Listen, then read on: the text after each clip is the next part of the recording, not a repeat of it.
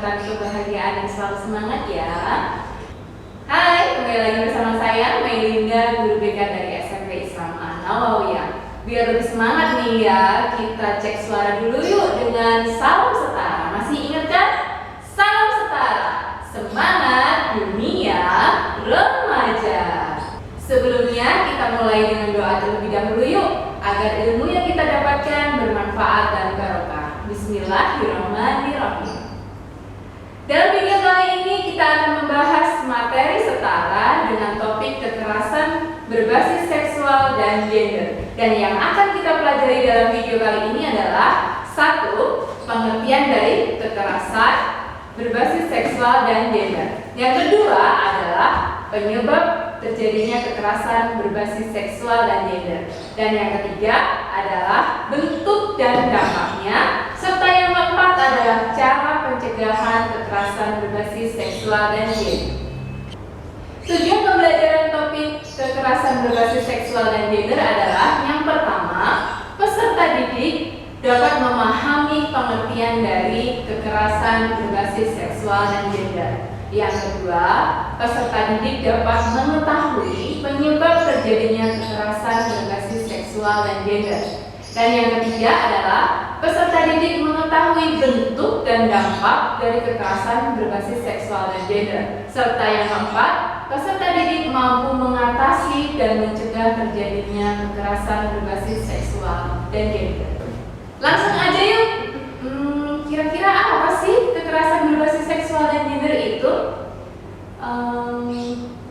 Menurut United Nations High Commissioner for Refugees, kekerasan berbasis seksual dan gender adalah segala bentuk kekerasan yang dilakukan kepada seseorang karena latar belakang, jenis kelamin, gender, dan seksualitas seseorang, dan biasanya terjadi karena ketidakseimbangan relasi kuasanya.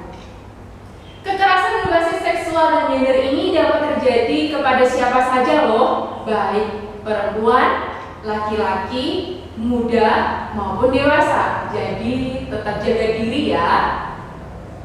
Nah, berikutnya apa sih yang menyebabkan kekerasan berbasis seksual dan gender ini? Yang pertama adalah budaya patriarki yang masih kuat di masyarakat. Budaya patriarki ini adalah budaya yang menempatkan perempuan dan anak-anak pada posisi yang rendah, sehingga mereka rentan untuk dieksploitasi. Dan pada budaya ini, perempuan dan anak-anak harus mengikuti keinginan dari laki-laki dan orang dewasa. Misalnya, apabila terjadi pernikahan dini di bawah umur, hal ini seringkali terjadi karena paksaan atau keinginan orang tua.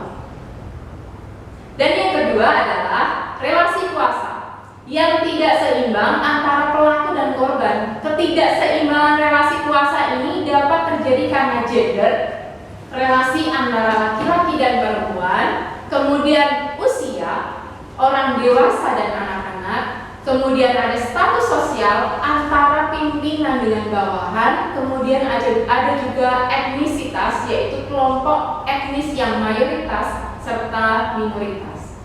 Yang ketiga adalah faktor sosial.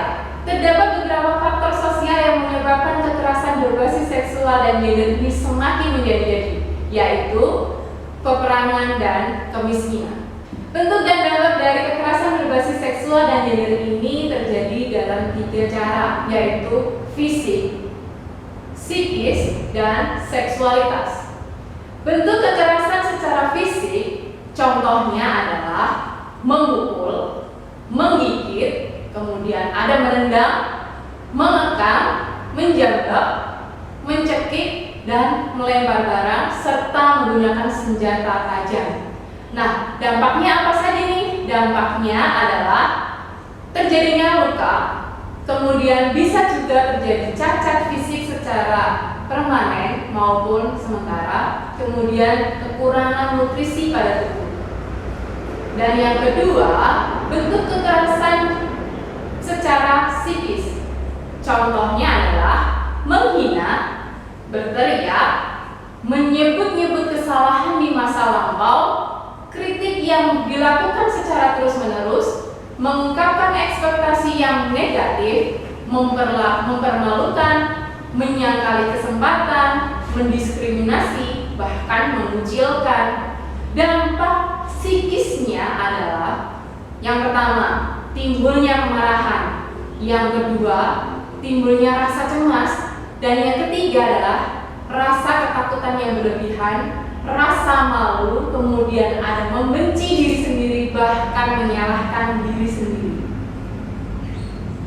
Yang ketiga, bentuk kekerasan secara seksual adalah contohnya perkataan maupun perbuatan yang menyentuh bagian sensitif tubuh orang lain.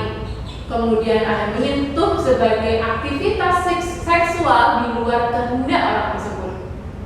Pemerkosaan, penggunaan senjata tajam untuk memaksa aktivitas seksual, pemaksaan prostitusi, serta perdagangan seksual. Dampak dari perilaku kekerasan ini adalah yang pertama, seksual yang beresiko. Kemudian ada pengalaman seksual dini bagi para korban pelecehan seksual di masa kanak-kanak. Kemudian ada traumatis serta depresi. Nah, bagaimana nih cara kita mencegah terjadinya kekerasan berbasis seksual, atau setidaknya bagaimana sih kita bisa mengatasinya? Yang pertama, katakan tidak kepada segala hal dan segala bentuk kekerasan. Yang kedua, mintalah bantuan orang dewasa seperti orang tua ataupun guru kalian apabila terjadi kekerasan berbasis seksual dan gender. Yang ketiga adalah jangan pernah menertawakan atau mengolok-olok teman kalian yang terlihat berbeda secara penampilan. Misalnya ada teman kalian yang laki-laki berpenampilan tidak maskulin, atau teman kalian perempuan yang berpenampilan tidak feminin. Dan yang keempat, cara mencegahnya adalah ketika kita menjadi korban kekerasan berbasis seksual dan gender, beranikanlah diri kalian untuk berbicara kepada orang terdekat kalian, baik orang tua maupun guru.